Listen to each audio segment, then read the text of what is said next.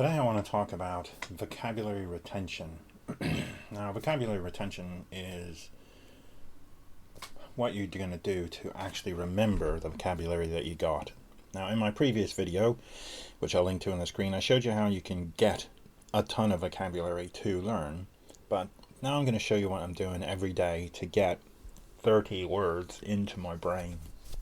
Now, the first thing I'm going to do is write down each word. So I've taken it out of the spreadsheet, I've put it into a document, I've printed it out, and then I'm just going to manually write this each and every time. Now, along with writing it down, one of the other things that I'm going to do is I'm going to use a varying amount of techniques to basically try and get the information into my head. Now, one thing I definitely want to do is know what the word sounds like. So here I'm just using a translation app, and I type in the word and then I listen to the word so I know what the word sounds like. I'm writing the word and I'm listening to the word, and then I'm saying the word out loud. Now, so I know what the word looks like and sounds like. Now, let's take an example. I'm going to use mnemonics here. So I've got a word furniture, which is kagu, kagu, kagu, kagu, which to me sounds kind of like cargo, cargo. So I'm going to associate the furniture being moved onto a cargo ship. So the furniture is being transformed into cargo, cargo, cargo. And that's how I link the English word to the Korean word. And also the sound of the Korean word, so that when I go to write it, I'm writing it down sort of phonically, so I know what the word sounds like, so I'm writing down the word each time. Now, these can be kind of difficult to come up with words or images that sound like something that you can link to, but with a little bit of practice you get pretty good at creating these sort of linking images that you use. So, for example, persimmon is cam. Cam is persimmon. Cam, cam, cam. So for me, I think of a camshaft on a car, and I imagine there's somebody smashing this persimmon fruit with a camshaft, and the fruit splatters all over the place, and it hits me in the eye, and I can sort of taste the sweet persimmon juice. So yeah, the more violent the image is, or sort of off color or sexual, then basically your brain tends to remember it better. Now, the other thing I do, in addition to writing each word and listening to it, I write it 10 times, every word, each and every word 10 times.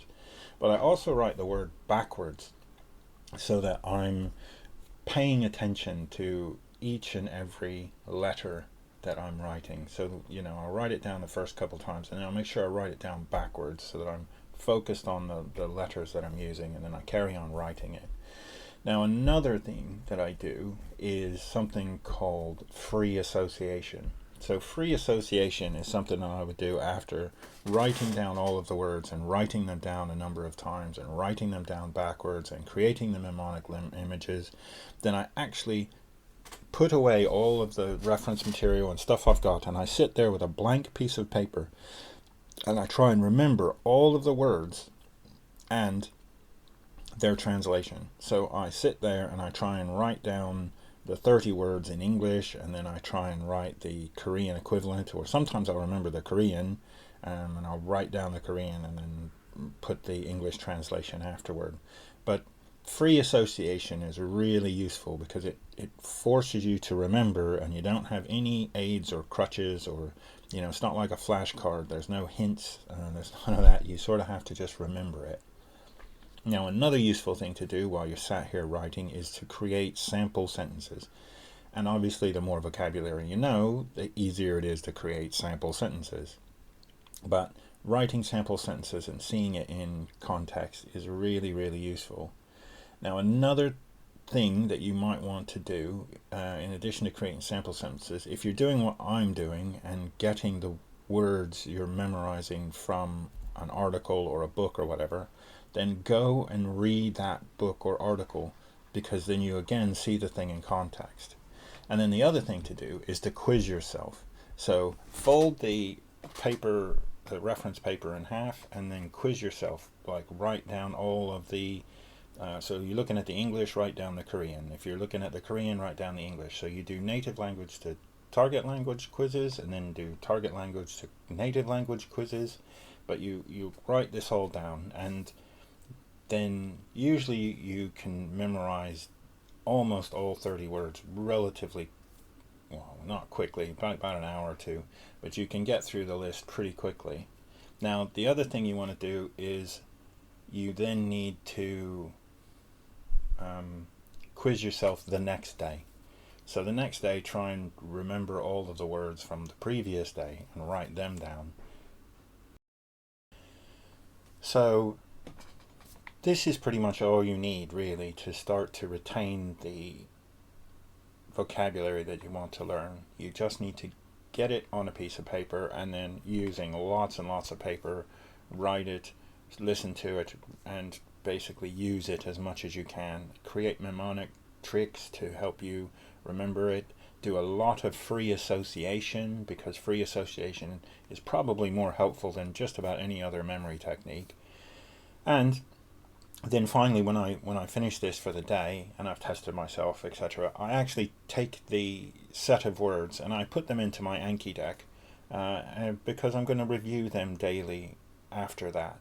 So I'm using Anki and spaced repetition as well, but the initial bulk of the learning is done manually with paper and images and things.